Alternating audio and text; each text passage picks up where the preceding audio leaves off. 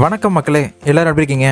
மக்களே, வாழ்நாள் முழுக்க மெயின்டெனன்ஸ்க்கும் கிளீனிங்க்கும் தேவையே இருக்காது, நிரம்பவே நிரம்பாதுன்னு சொல்லக்கூடிய இந்த பயோடைஜஸ்டர் செப்டி டேங்க் உண்மையிலேயே நிரம்பாதா?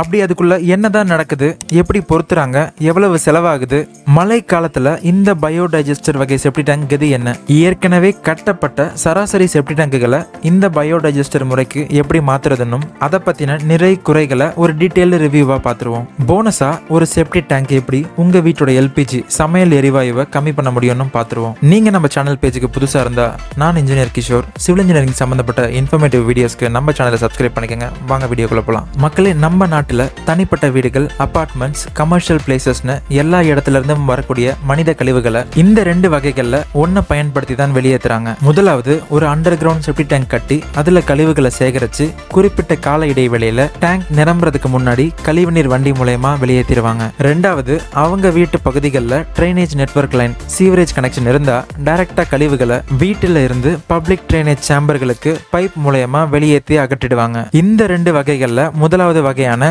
கழிவுகளை செப்டி டேங்க் மூலமா சேகரிச்சு வண்டி மூலமா வெளியேற்றுறதுக்கு ஆகக்கூடிய செலவையும் தாமதத்தையும் தவிர்க்கிற நோக்கத்துல உருவானதுதான் இந்த பயோடைஜஸ்டர் செப்டி டேங்குகள். இந்த டேங்குக்குள்ள வரக்கூடிய கழிவுகளை டேங்குக்கு உள்ளரவே 3 கம்பார்ட்மெண்ட்டுகளா பிரிச்சு சுத்திகரிக்கிறாங்க, அல்லது இடம் அதிகமா இருந்தா தனித்தனியாவே 3 டேங்குகள் பொருத்தி சுத்திகரிக்கிறாங்க. இந்த டேங்குகள்ல கழிவுகளை சுத்திகரிக்க பயோ கல்ச்சர்ன்ற anaerobic பாக்டீரியாக்கள் போடுறாங்க. காரணம், இந்த குறிப்பிட்ட பாக்டீரியாக்கள் மனித கழிவுகளை உண்டு பல மடங்கு எண்ணிக்கையில அதிகரிச்சு பல நூறு ஆண்டு வாழக்கூடியது. இந்த பாக்டீரியாக்கள் நேரடி சூரிய ஒளியிலேயோ வெளிச்சத்திலேயோ உயிர் வாழாது. அதனால இதை anaerobic பாக்டீரியாக்கள்னு சொல்றோம். இந்த பாக்டீரியா வேற எங்க இருந்தும் வரலைங்க, வெறும் மாட்டு சாணத்துல இருந்து தான் உற்பத்தி பண்றாங்க. ஆன்லைன்ல கிலோ 300 ரூபாய்க்கும் கிடைச்சிட்டு இருக்கு.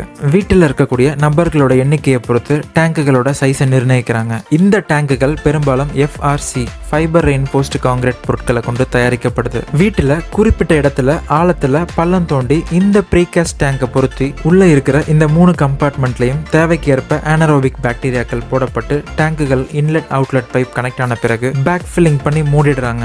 அடுத்து வரக்கூடிய கழிவுநீர் இந்த முதல் கம்பார்ட்மெண்ட்ல தங்கி அங்க இருக்கக்கூடிய பாக்டீரியாக்களுக்கு உணவாகி 70% சுத்திகரிக்கப்படுது. அடுத்து இரண்டாவது கம்பார்ட்மெண்ட்டுக்கு போகக்கூடிய கழிவுகள் அங்க இருக்கக்கூடிய பாக்டீரியாக்கள் மூலமா அடுத்த 30% சுத்திகரிக்கப்படுது. கடைசி கம்பார்ட்மெண்ட்ல எஞ்சி தப்பிக்கிற கழிவுமே 100% சுத்திகரிக்கப்பட்டு வெறும் தண்ணீரா வெளியேற்றப்படுது.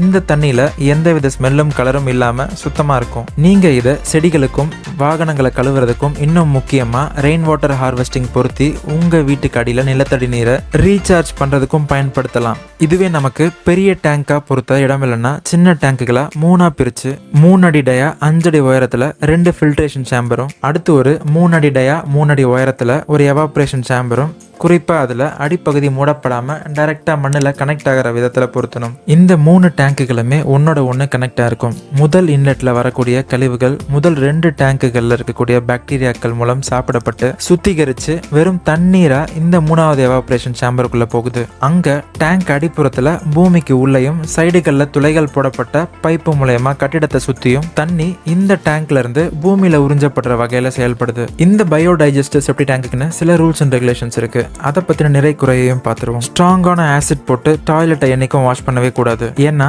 அந்த ஆசிட் டேங்க்ல இருக்கக்கூடிய குட் பாக்டீரியாஸையும் சேர்த்து கொண்டுடும். இதுக்கு மாற்ற கமர்ஷியல் கிளீனர்ஸான ஹேர்பிக், லைசால்களை தாராளமாக பயன்படுத்தலாம். பயோ டேங்க்ல பாக்டீரியாக்கள் கழிவுகளை உணவாக எடுத்து டைஜஸ்ட் பண்ணும்பொழுது கார்பன் டை ஆக்சைடையும் மீத்தேன் கேஸையும் எமிட் பண்ணும். பூமியில் இருக்கக்கூடிய கேஸ்கள்லேயே ரொம்ப லேசான ஒரு கேஸ் தான் இந்த மீத்தேன் கேஸ். இதை தான் நம்ம சமையல் எரிவாயுவாகவும் பயன்படுத்திட்டு இருக்கோம். லேசான கேஸ்ன்றதுனால இது பயோ டேங்குடைய மேல் பரப்பில் தான் மிதந்துட்டு இருக்கோம். ஒரு சிலர் இந்த பயோ டேங்க் பொருத்தும் பொழுதே காற்று உள்ளேயும் வெளிலையும் போகாத விதத்தில் ஃபுல்லாகவே கன்சீல் பண்ணி இப்படி வெறும் ஒரு நாசில் மட்டும் கனெக்ட் பண்ணுறது மூலயமா அந்த டேங்குக்குள்ளார ஃபார்ம் ஆகக்கூடிய மீத்தேன் கேஸை செப்பரேட்டாக கலெக்ட் பண்ணிக்குவாங்க. இதை நீங்கள் தாராளமாக சமையல் எரிவாயுவாக பயன்படுத்தலாம். எந்தவித நாத்தமும் இருக்காது, ரொம்பவே பாதுகாப்பானதும் கூட.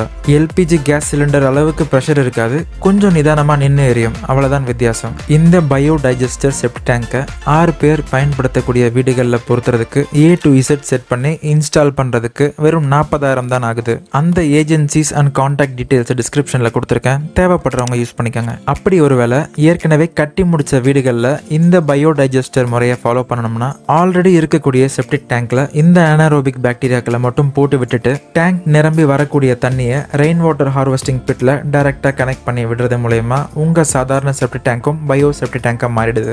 நீங்க இந்த மீத்தேன் கேஸை பயன்படுத்த விரும்பலன்னா உங்க பயோ டேங்க்ல ஒரு வென்டிலேஷன் பைப் கொடுக்கறது மூலமா மீத்தேன் கேஸை வெளியேற்ற முடியும். மழை காலங்களை பொறுத்த வரைக்கும் அவுட்லெட்ல இருந்து வரக்கூடிய ரீசைக்கிள்டு வாட்டரை பூமிக்குள்ள செலுத்தும் போது தண்ணி உறிஞ்சப்படாம தேங்குறதுக்கு வாய்ப்புகள் அதிகம். ஆக அந்த ரீசைக்கிள்டு வாட்டரை அகற்றுற சிச்சுவேஷன் கண்டிப்பா வரும். பயோ டேங்க் ஏஜென்சிஸ்கள் பெரும்பாலும் தண்ணி வெளியே நிரம்பி வர வாய்ப்பே இல்லைன்னு தான் சொல்லுவாங்க. பட் ப்ராக்டிக்கலா வரும்.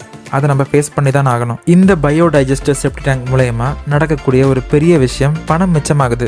அதையும் தாண்டி இதுல வரக்கூடிய ரீசைக்கிள்டு வாட்டரை டைரக்டா நம்ம பூமியில செலுத்துறது மூலமா கிரவுண்ட் வாட்டர் நிலத்தடி நீரை ரீசார்ஜ் பண்ண முடியுது. அரசாங்கமே இதை முன் வந்து மக்களுக்கு இந்த திட்டத்தை பத்தின விழிப்புணர்வையும் ரெயின் வாட்டர் ஹார்வெஸ்டிங் திட்டத்தை போல இந்த திட்டத்தையும் கட்டாயப்படுத்தணுன்றது என்னோட தனிப்பட்ட கருத்து. சென்னையில 20 வருஷத்துக்கு முன்னாடி வெறும் 25 அடியில் வந்துகிட்டு இருந்த நிலத்தடி நீர் இப்போ 250 அடி போர் போட்டாலும் வரமாட்டேங்குது. காரணம் ட்ரைனேஜ் நெட்வொர்க்ஸ், சீவேஜ் டிபார்ட்மெண்ட்டுகள் ரீசைக்கிள்னு சொல்லி ஒரு நாளைக்கு 200 மில்லியன் லிட்டர்ஸ் தண்ணியை கடல்ல விட்டுட்டு இருக்காங்க. இது வெறும் சென்னையோட கணக்கு மட்டும்தான். எல்லா தப்பையும் நம்ம பண்ணிட்டு கடைசியில மழை வரமாட்டேங்குது, இதனாலதான் வறட்சி நிலவுதுன்னு வர்ண பகவானை கும்பிட்டுட்டு உட்காந்துட்டு இருக்கோம். இந்த அவேர்னஸ் பத்தி உங்க ஃப்ரெண்ட்ஸ் அண்ட் சொசைட்டி மத்தியில பேசுங்க, ஷேர் பண்ணுங்க.